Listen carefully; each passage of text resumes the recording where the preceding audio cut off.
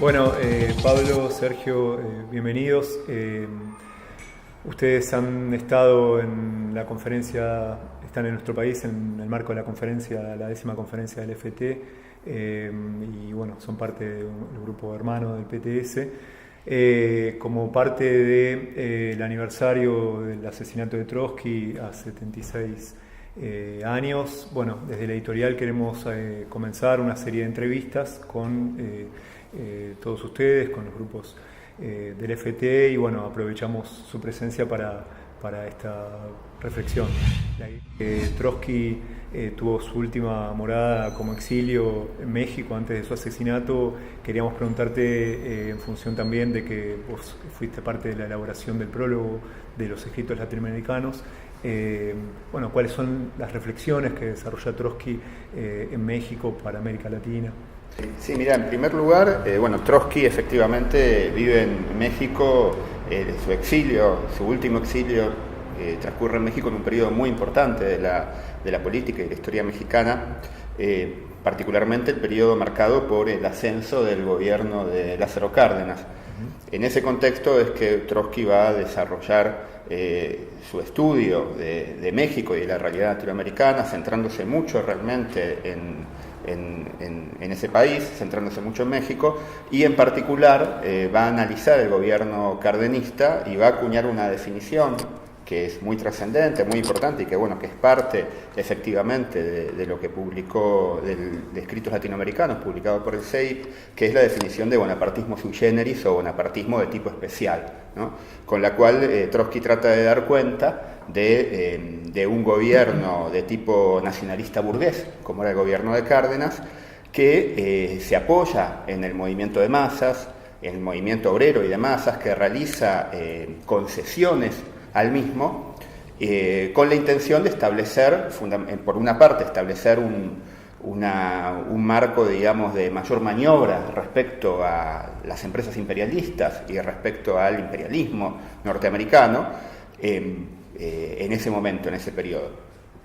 Trotsky realiza esta definición y partiendo un poco de la misma para entender el gobierno de Cárdenas, que es un gobierno que va a realizar esto a la par, que va a desarrollar un proyecto económico y político que está enteramente en los marcos del capitalismo, y va a analizar el gobierno, pero al mismo tiempo va a plantear la necesidad de una política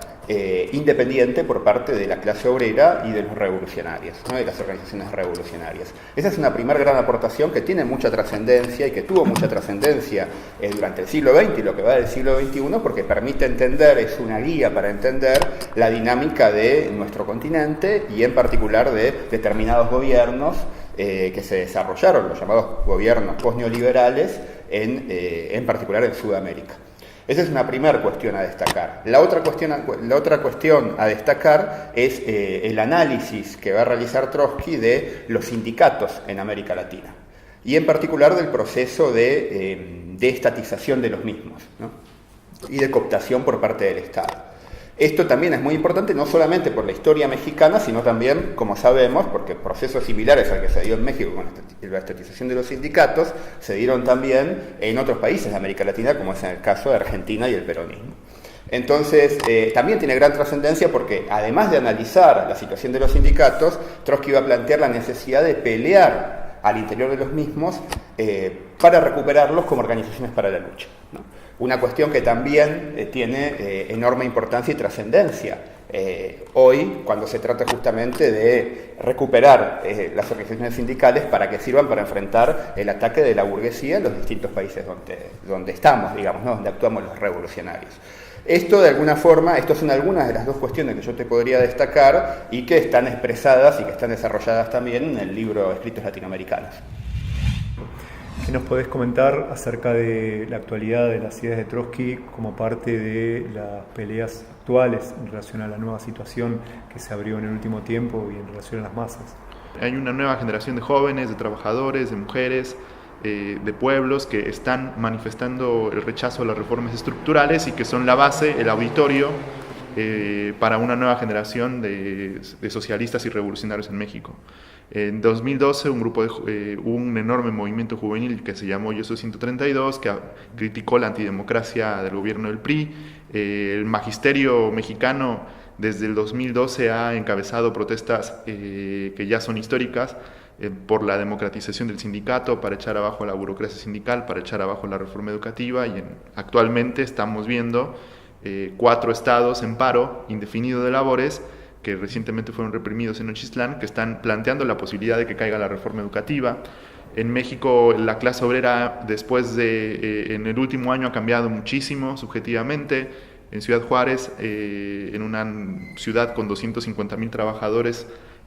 contratados en el Seguro Social, más los que no tienen registro, ha habido procesos de lucha en la Foxconn, en la Eaton, en ADC, en Johnson Control, que pasaron de pelear por 8 horas de trabajo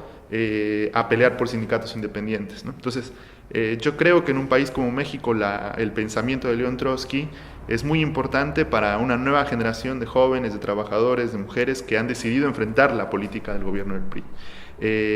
Y esto se demostró, por ejemplo, el auditorio que hay para este nuevo periodo en la candidatura que hicimos como la primera candidatura socialista en más de 30 años en México, en un país en donde la izquierda ha sido brutalmente golpeada